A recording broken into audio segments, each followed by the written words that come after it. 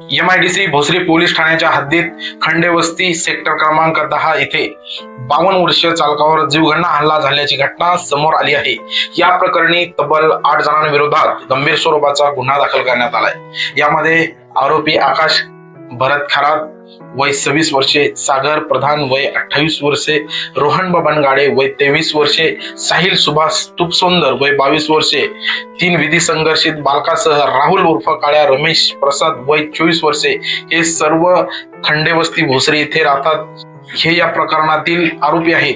फिर्यादी रघुनाथ त्र्यंबक आव्हाड वय 52 वर्षे हे व्यवसायाने ड्रायव्हर असून खंडेवस्ती परिसरात वास्तव्यास आहेत। ते 15 फेब्रुवारी 2026 रोजी सुमारे 11 वाजण्याच्या सुमारास बुद्ध विहारासमोर असताना आरोपी क्रमांक 1 ते 8 यांनी फिर्यादींना घेराव घालत थांब, तुझे या भागात अति चालले आहे, तुला ठार करतो अशी धमकी दिल्याचे त्यांनी तक्रारीत नमूद केलंय। यावेळी आरोपी आकाश भरत खरात याने फिर्यादीचा जीव घेण्याच्या उद्देशाने हातातील लोखंडी पट्टीने डोक्यावर जोरदार वार केला। या हल्ल्यात फिर्यादीच्या डोक्याला गंभीर दुखापत होऊन मोठ्या प्रमाणात रक्तस्राव झाला। फिर्यादींनी जीव वाचवण्यासाठी आरडाओरडा केल्यानंतर आवाज ऐकून नातेवाईक अविनाश काकडे, समाधान दूधभाते आणि सुक्षला दूधभाते हे घटनास्थळी धावून आले, मात्र आरोपीने त्यांनाही शिवगाळ करत लाथाबुक्क्याने मारहाण केली। या हल्ल्यात अविनाश काकडे यांच्या डोक्यावर लोखंडी पट्टीने वार करून गंभीर दुखापत करण्यात आली। आरोपी सागर प्रधानने लाकडी दांडक्याने हातावर मारहाण केली, तर सुक्षला दूधभाते यांच्या डाव्या हातावर आरोपी साहिल सुभाष तुपसुंदरने लोखंडी पट्ट्याने मारल्यामुळे त्या जखमी झाल्या। या प्रकरणात 3 विधी संघर्षित बालकांना समज देण्यात आली असून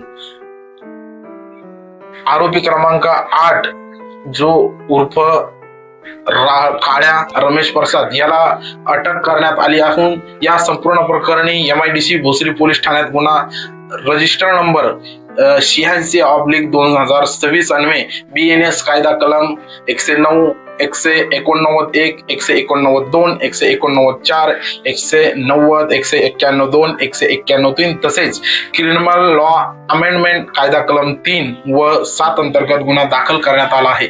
या प्रकरणाचा पुढील तपास पोलीस उपनिरीक्षक तळेकर हे करत असून परिसरात वाढत्या गुन्हेगारीमुळे नागरिकांमध्ये भीतीचे वातावरण निर्माण झाले आहे। आता या प्रकरणात आणखी आरोपी अटक होणार का, पोलीस तपासून नेमके काय निष्पन्न होणार याकडे संपूर्ण पिंपरी चिंचवड शहराचे लक्ष लागले आहे। आपण बघत होता लोकन्याय न्यूज, मी सूरज, धन्यवाद।